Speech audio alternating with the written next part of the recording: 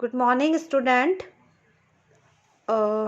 आज मैं आपके लिए लाई हूँ कक्षा 11 चैप्टर मीरा, पाठ्य पुस्तक आरोह से।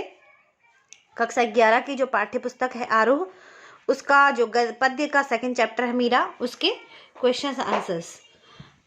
लेकिन बच्चों, इससे पहले आगे बढ़ने से पहले आप मेरे चैनल को लाइक करें, शेयर करें और सब्सक्राइब करें, और मुझे कमेंट बॉक्स में ज़रूर बताएं कि आपको मेरे क्वेश्चन आंसर्स, मेरी वीडियोस कैसी लगती हैं, और अपने व्यूज़ मुझे ज़रूर भेजें ताकि मुझे अप्रिसिएशन मिले और मैं आगे और अच्छी वीडियोस और अच्छे चैप्टर्स के क्वेश्चन आंसर, चैप्टर्स की समरी, चैप्टर्स आपके लिए लेकर आऊँ, और अपनी रिक्वायरमेंट भी आप मुझे बताएं। तो बढ़ते हैं आगे। देखिए, चैप्टर है हमारा मीरा। मीरा के पद है ना, तो उस चैप्टर के क्वेश्चन आंसर्स देखिए। पहला क्वेश्चन क्या है? मीरा कृष्ण की उपासना किस रूप में करती है? वह रूप कैसा है? यहाँ पर वह आएगा। इसका उत्तर देखिए इस प्रकार है। मीरा कृष्ण की उपासना समर्पित पत्नी के रूप में करती है। वह स्पष्ट रूप से कहती है कि कृष्ण के सिवा इस दुनिया में यहाँ पर जो होगा वो आएगा, इस दुनिया में उनका कोई अपना नहीं है। मीरा का यह प्रेम अलौकिक है जिसकी कोई परिभाषा नहीं है। कृष्ण के प्रति उनका प्रेम निश्चल, समर्पित और आस्था से भरा है। ठीक है, यहाँ तक आपको समझ में आ गया। अब देखिए सेकंड क्वेश्चन है इसका, भाव व शिल्प सौंदर्य स्पष्ट कीजिए। बहुत ही इंपॉर्टेंट क्वेश्चन होता है भाव और शिल्प सौंदर्य, ये आपके एग्जाम्स में आता है अधिकतर। तो इसका क्वेश्चन देखिए, असुवन जल सींच सींची प्रेम बेल बोई, अब तो बेल फैल गई आनंद फल होई। अब इसका क्या मीनिंग है, ये आपको पूछा है। इसमें क्या भाव है और क्या शिल्प है? इसकी शिल्प यानी कि बनावट, भाव यानी कि उसका क्या अर्थ है, और क्या भाव है, कवि क्या कहना चाहता है। ठीक है, और शिल्प का मतलब होता है कि उसमें कैसे शब्दों का प्रयोग किया है, उसमें रस छंद अलंकार क्या है। ठीक है, तो आप देखिए शिल्प सौंदर्य यानी कि बनावट उसकी कैसी है, उसमें आपको दिया गया है। पहले हम यहाँ पर भाव सौंदर्य देख लेते हैं। यहाँ पर आप हेडिंग डालेंगे भाव सौंदर्य।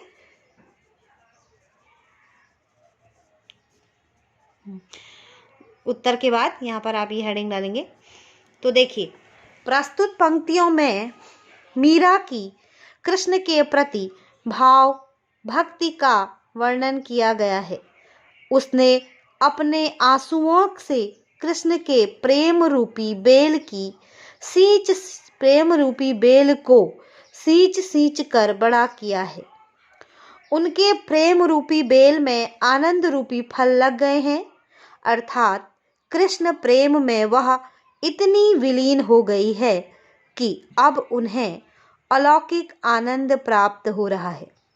समझ में आया कि सींच सींच कर बड़ा किया है, उनके प्रेम रूपी बेल में आनंद रूपी फल जो है वो लग गए हैं, अर्थात कृष्ण जो है, कृष्ण प्रेम में वह इतनी विलीन हो गई है कि अब उन्हें अलौकिक आनंद प्राप्त हो रहा है। ठीक है, आप इसको अच्छी तरह से समझ लीजिए। अब है आगे देखिए शिल्प सौंदर्य। शिल्प सौंदर्य में आप देख सकते हैं भाषा में सरसता व सहजता है। इसमें रूपक अलंकार है एवं अनुप्रास अलंकार भी है। अनुप्रास अलंकार जहाँ एक ही वर्ण की बार बार आवृत्ति होती है, जैसे सींच सींच में तो क्या है, बोई होई। तो इस प्रकार जहाँ पर वर्ण की बार बार आवृत्ति होती है वहाँ पर अनुप्रास अलंकार होता है। और रूपक अलंकार का होता है जहाँ समानता होती है, एक के साथ दूसरे की समानता की जाती है।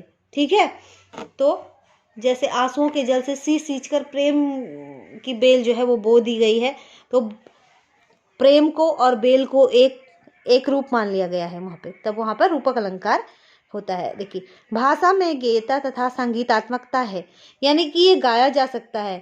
जो मीरा के जितने भी पद हैं ना, सब वो गेय शैली में है, यानी कि गाए जा सकते हैं। आगे देखते हैं बच्चों, नेक्स्ट क्वेश्चन आप देख सकते हैं, लोग मीरा को बावरी क्यों कहते हैं? इसका उत्तर देखिए इस प्रकार है, मीरा कृष्ण भक्ति की धारा में बहकर अपनी सुध बुध खो बैठी थी। वह श्री कृष्ण को अपने पति के रूप में देखती थी। वह राजघराने की बहू होने के बावजूद धन संपत्ति, सुख सुविधाओं और सत्ता का लोभ त्याग कर मंदिरों में जा जाकर दिन रात संतों के बीच पैरों में घुंघरू, यहाँ पे बीच आएगा, बीच पैरों में घुंघरू बांधकर नाचती थी, गाती थी। कृष्ण के प्रति इस असाधारण दीवानगी को देखकर ही लोग मीरा को बावरी अर्थात मतवाली कहते हैं। इससे आगे मैं बढ़ूं उससे पहले मैं आपको एक बात और बताना चाहती हूँ। आप इन क्वेश्चन आंसर्स को कॉपी में तो लिखेंगे, लेकिन उससे पहले आप इनको पूरा एक बार सुन लीजिए। जब आप इनको ध्यान से सुनेंगे ना, आपको पढ़ने की भी आवश्यकता नहीं होगी। एग्जाम समय में अगर आप एक बार खुद से पढ़ेंगे, बार बार पढ़ने की आपको आवश्यकता नहीं होगी। एक बार आप खुद से पढ़ेंगे, उसके बाद अगर मेरी वीडियोस सुनेंगे, ध्यान से देखेंगे, तो आपको इजीली ये याद हो जाएगा।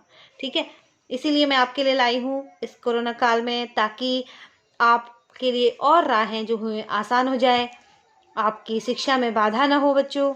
ठीक है, आगे देखिए, नेक्स्ट क्वेश्चन है, विष का प्याला राणा भेजिया पीवत मीरा हासी, इसमें क्या व्यंग्य छिपा है? तो इस पंक्ति में उन परिजनों पर कटाक्ष किया गया है जो भक्ति की उत्कटता में पाप देखते हैं।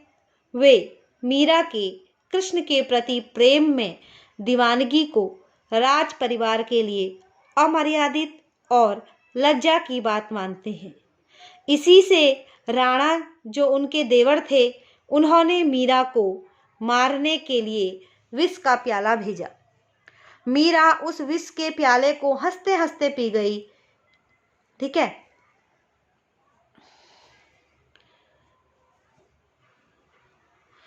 तो अपने पारिवारिक, यहाँ पर आएगा अपने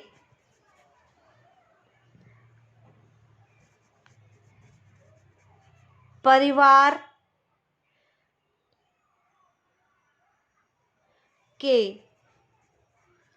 लोगों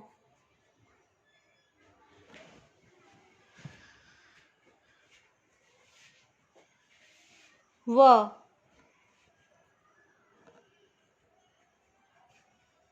समाज के अपने परिवार के लोगों व समाज के अन्य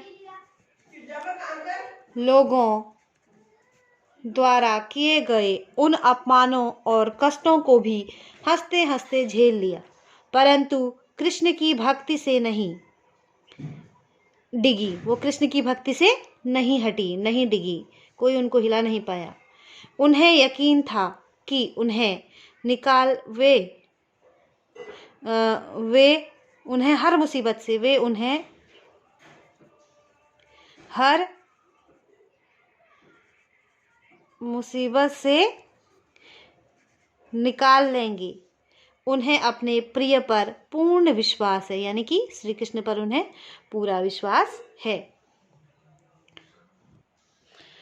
मीरा जगत को देखकर रोती क्यों है? तो इसका उत्तर इस प्रकार है, मीरा ने यह जान लिया था कि ईश्वरीय भक्ति से ही जीवन को सफल बनाया जा सकता है।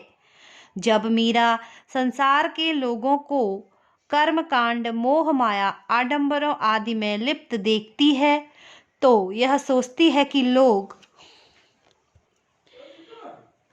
भ्रम में पड़कर सांसारिक विषय वासनाओं में भटककर अपने मूल्यवान जीवन को व्यर्थ ही गंवा रहे हैं।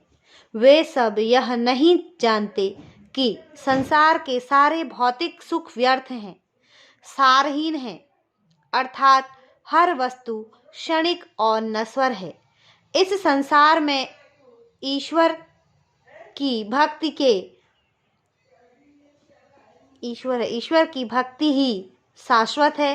इसलिए जगत में ऐसे लोगों को देखकर मीरा रोती है, अर्थात दुखी होती है। तो यहाँ पर ये थे आपके क्वेश्चन आंसर्स। अब आगे बच्चों आपसे यही कहना चाहूँगी कि मेरे चैनल को ज़्यादा से ज़्यादा देखें, शेयर करें और सब्सक्राइब करें और लाइक करें और मुझे कमेंट ज़रूर करें। बच्चों आप लाइक करने में कंजूसी करते हो, एक लाइक तो बनता ही है, इतनी मेहनत से आपके लिए वीडियो लेकर आती हूँ, एक लाइक और एक कमेंट तो आप कर ही सकते हो ना, ठीक है। और अपने दोस्तों के साथ शेयर भी कर सकते हो मेरे चैनल को, ठीक है। तो मिलते हैं अगली वीडियो में, तब तक के लिए बाय।